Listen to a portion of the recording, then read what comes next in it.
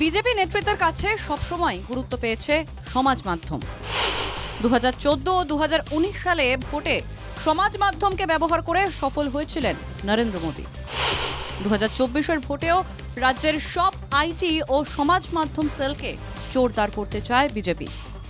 মঙ্গলবার কলকাতায় এসেছিলেন অমিত শাহ এবং জেপি নাড্ডা।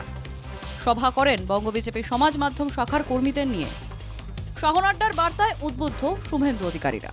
বিজেপির সবকা সাথ সবকা বিকাশ উন্নয়নের কথা এবং পশ্চিম বাংলায় যে সীমাহীন ভ্রষ্টাচার চলছে, দুর্নীতি চলছে, পরিবারবাদ চলছে, তোষণ চলছে, মিথ্যাচার চলছে এবং বিশেষ করে বেরোজগারি, চাকরি কোথাও নেই, এই কথাগুলো আপনারা প্রত্যেকটা একে প্রান্তিক মানুষের কাছে পৌঁছে দেওয়ার কাজটা যেভাবে করছেন আরো স্পিড বাড়ান। বিজেপির আইটি সেলের প্রচারের মোকাবিলা করতে ঘুঁটি সাজাতে শুরু করে দিয়েছে তৃণমূল।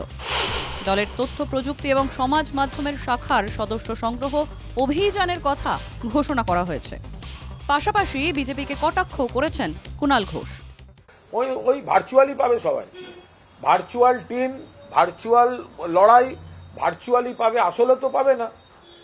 তো আমাদের কি, তৃণমূল কংগ্রেসও সোশ্যাল মিডিয়ায় জোর দেয়, আজকের দিন দিতেই হবে, কিন্তু তার সঙ্গে তৃণমূলের ডোর টু ডোর নিবিড় জনসংযোগটা কোথাও বাদ যায় না। স্থানীয় কোনো ডোর টু ডোর নেই, পুরোটাই হচ্ছে গগনে গগনে গগনে গগনে।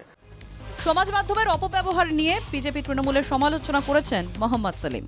এটা ভালো যেভাবে অসামাজিক জীবদেরকে একাত্র করে দিয়েছে এবং তৃণমূল থেকে সব অসামাজিক জীবদেরকে নিয়ে গেছে বিজেপিতে। এবার তারা যদি সোশ্যাল হওয়ার চেষ্টা করে, সেটা মিডিয়াতেই হোক আর বাস্তবেই হোক, এটা তো ভালো লক্ষণ। একটু আমরা চাই যে ওরা অসামাজিক থেকে একটু সামাজিক হোক। তবে সমাজ মাধ্যমকে গুরুত্ব দিচ্ছে সিপিএমও, সঙ্গে ভরসা ছাত্র যুব সংগঠন। তৃণমূলের নজর সমাজ মাধ্যমে, সঙ্গে ঘরে ঘরে প্রচারে। বঙ্গ বিজেপি আছে সভা সমিতিতে, ঘরে ঘরে পৌঁছে যেতে তাদের হাতিয়ার সমাজ মাধ্যম। Bureau report, NK TV Bangla.